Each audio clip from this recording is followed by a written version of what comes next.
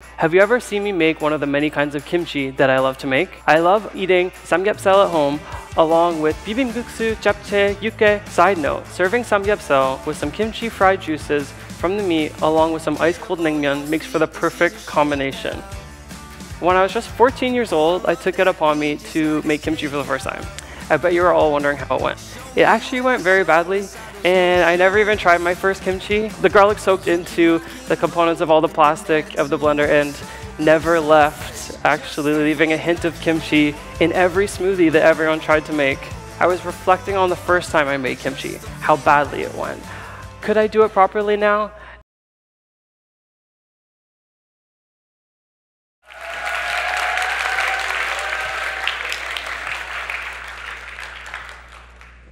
Hello everyone, thank you for coming to listen to my story today. I'm so excited to be here. My name is Logan Moffit.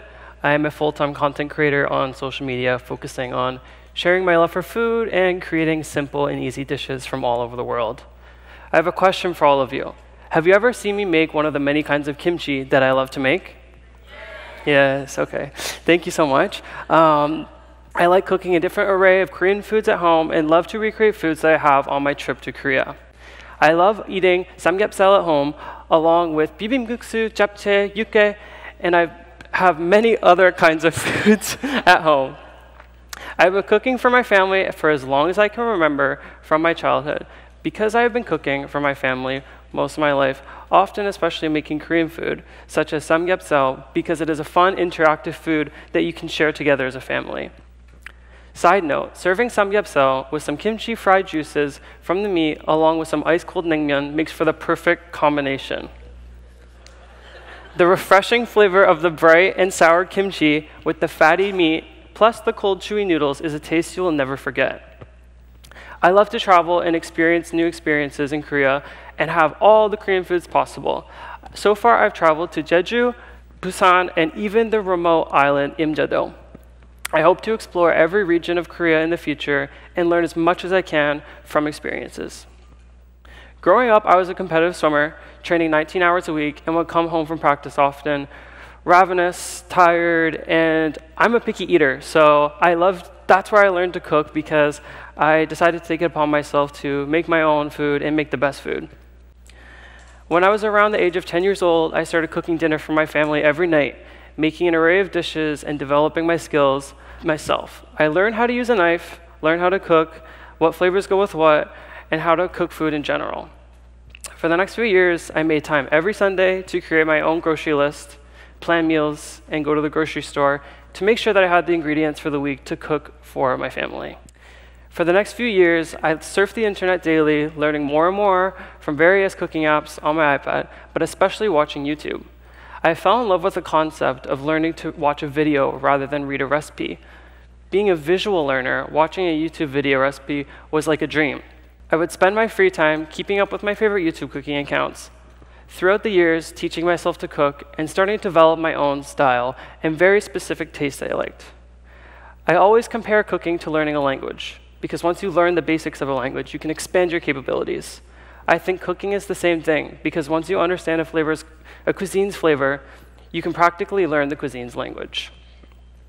This leads me to when I first began to learn my love for Asian and Southeast Asian cooking. Many of my favorite YouTubers focused on Vietnamese and Korean cooking. I would spend hours watching them and kept up with every YouTube video, cooking the recipe as soon as possible after watching it. Some of the first things I cooked as a child were pho from scratch, bulgogi at home, and the most shocking of all, kimchi. I learned how to make kimchi from a very famous cooking YouTuber called Mangchi. I have watched her through my entire childhood and have learned the basics of every Korean meal from her. It is also her who I learned how to make kimchi from. When I was just 14 years old, I took it upon me to make kimchi for the first time. I was not really as advanced in Korean cooking as I am now, or cooking in general, so taking on this task was kind of a big deal. I bet you are all wondering how it went. It actually went very badly, and I never even tried my first kimchi, and I just left it in the freezer. I remember the red Ziploc Christmas container it sat in all too well. It sat in the fridge we kept in the garage, never to be consumed. Looking back, I know exactly what I did wrong, and it's actually a bit of a horror story. I ended up using American chili powder, which is much different from Korean chili powder. It contains an assortment of different spices, which will completely alter the flavor of kimchi, and it's just, no, it won't work. The horror story does not end there.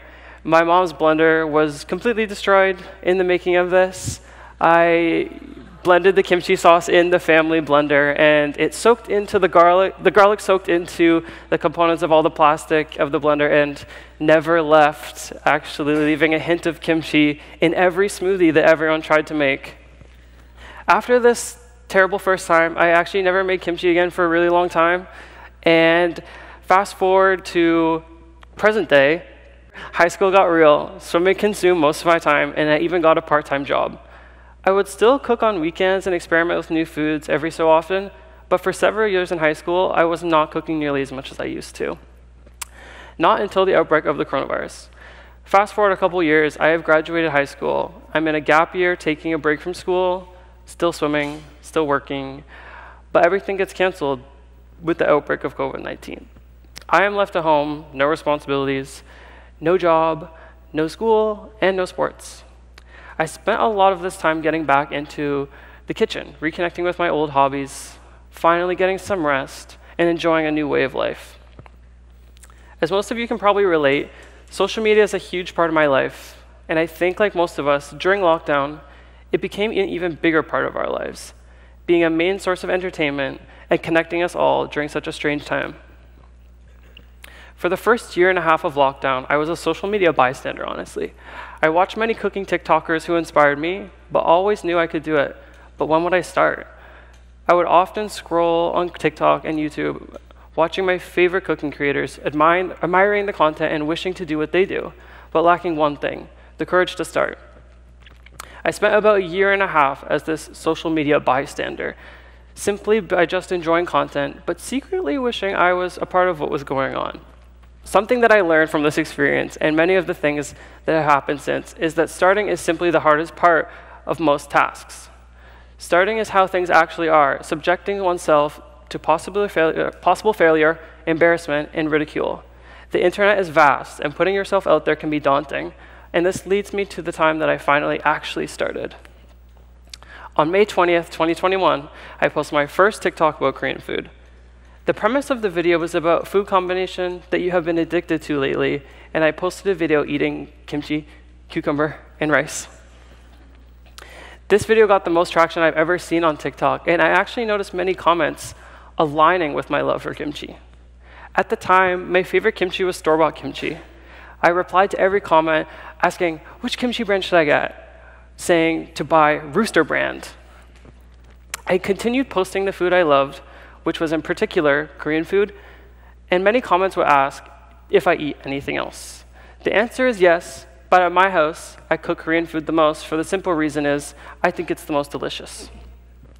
I got so many requests to make kimchi myself. I was reflecting on the first time I made kimchi, how badly it went. Could I do it properly now? Now that I'm older, it had been almost 8 years since I had made it to this point, and I decided to do it, and I posted a TikTok video about how I make kimchi, and a lot of people loved it. I saw many people stitching the video, reacting to me making kimchi, and many foreigners actually tagging me in their videos of them making kimchi. Having a positive impact online like this made me really happy. To see so many people getting in the kitchen, trying to cook the things that I like the most, as a huge supporter of Korean food and Korean culture, it also made me very happy to see people finally appreciating Korean foods on social media just as I was. This was just the start.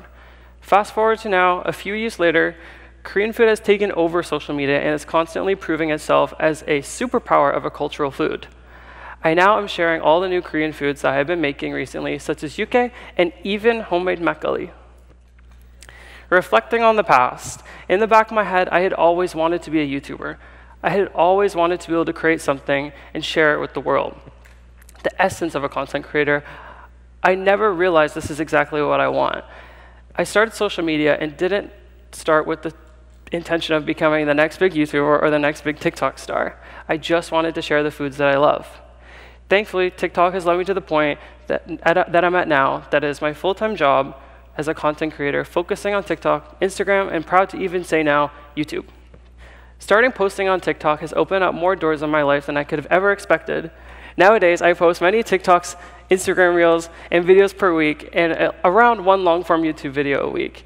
Last summer, in August, I decided to come to Korea alone and see the culture for myself, see the food for myself, and explore Seoul. This was the longest time I ever left home and the furthest. I fell in love with the country, I made the best friends ever, and during my time in Korea, I knew I had to come back. After the summer in Korea, I left wondering what it was like in winter. I knew I had to see it. So on January 1st, 2023, New Year's Day, I took a flight to Seoul, and liked Seoul even more by this time. By this point, I knew Korea was where I wanted to be. After 2 weeks in Korea during the winter, between school semesters, I came to Korea for a month and a half and had a blast. I got to travel to Busan, see the most remote places I've ever been, especially Imjedo. I came to Imjedo to visit a Korean farm and stay with the Josu Salt family. My experience here was like no other. Seeing the Korean countryside was an amazing experience. I found it fascinating to see how a single island can be so self-sustaining, harvesting a plethora of different seafood, salt, and you can't forget about their production of gochugaru. My 24 hours in Imjedo was beyond unforgettable, and I hope to go back one day. The Korean countryside has left me itching to go see more, and I hope to be able to explore more outside of Seoul and see every corner of Korea. I'm so grateful to be able to live the life that I live and share the experiences that I have with the world. My time spent in Korea has been some of the best time of my life, and I'll always cherish my time here. As a long-time Korean culture fan, it feels like a dream come true to be here today sharing my story with you all. It's so crazy that I'm finally doing what the younger me secretly dreamed of doing. And of course, none of this would be possible, and I would not be here today without all of you, the viewers. So I wanted to say thank you to each and every one of you who has ever supported me, and also thank you all for coming here today. And thank you for listening to my story and my connection to Korean food. I will keep on creating new content for my supporters, and am honored to be here in Busan today. Thank you so much.